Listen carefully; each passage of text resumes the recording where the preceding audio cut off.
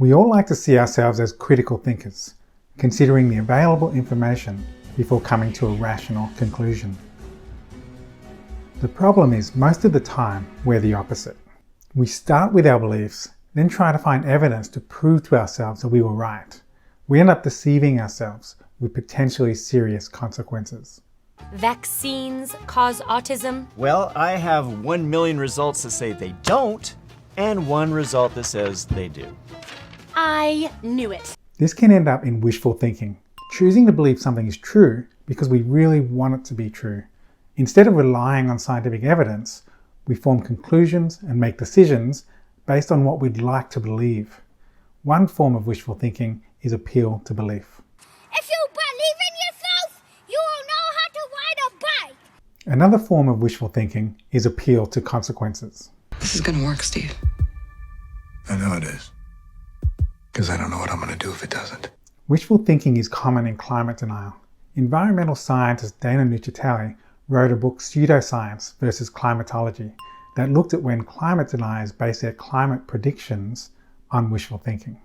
I go through some predictions of global warming by climate models, by mainstream climate scientists, and then some by skeptics, contrarians, and I look and see how accurate each of their predictions were, and it turns out the contrarians have been very inaccurate and the mainstream climate models have been very accurate. Why are one accurate and why is the other not accurate? Well, the contrarians generally haven't made physically based predictions. They've kind of just been wishful, you can call it wishful thinking, or sometimes we call it climastrology, because it's kind of a combination of astrology and pretending to be climate science, and so they just kind of, it's more, here's what we think will happen, but it's not based on any physics, whereas climate models are actually based on physical principles and, physics of how the atmosphere and oceans work, and so when you base your prediction on physics, it turns out to be pretty accurate, and if you base it on wishful thinking, it turns out to be not so accurate. Wishful thinking from climate deniers has delayed the action we need to reduce the threat of climate change. We see the same damaging outcome with COVID, only on a much faster timescale. People downplaying the pandemic have made a range of COVID predictions based on wishful thinking rather than on scientific research. In theory, when it gets a little warmer, it miraculously goes away. I hope that's true. We have contained this, I won't say airtight, but pretty close to airtight. One day it's like a miracle. It will disappear. You have to be calm.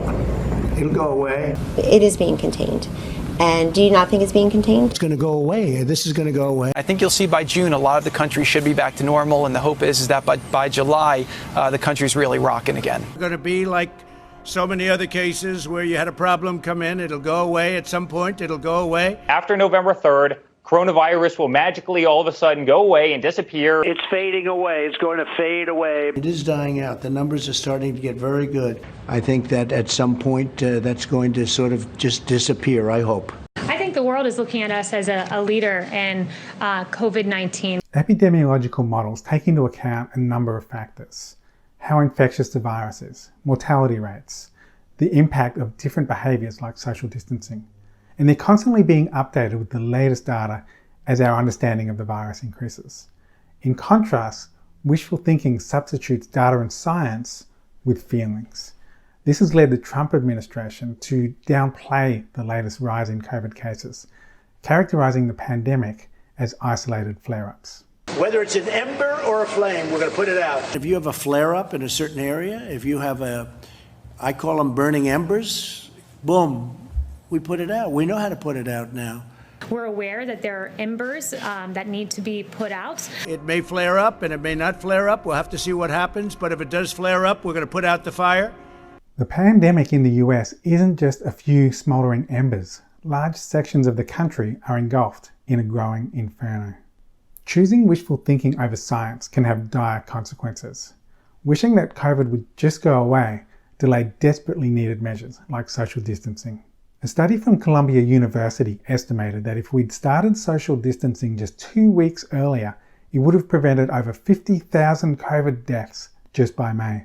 It's all too easy to fall for the fallacy of wishful thinking. So how do we avoid it? A scientific approach considers the evidence first, then comes to a conclusion. Science deniers make up their mind first based on what they want to believe, then deny any science that conflicts with their beliefs. When we hear people make claims, are their claims based on science and evidence or on wishful thinking? Following the evidence rather than feelings is the key to avoid being misled by wishful thinking. Mr. President, you said the virus was just like the flu. You did. You also said the virus could go away by April. No, sir. You said it would disappear like a miracle. Yes. You said only 15 people have it and it would go down close to zero. It's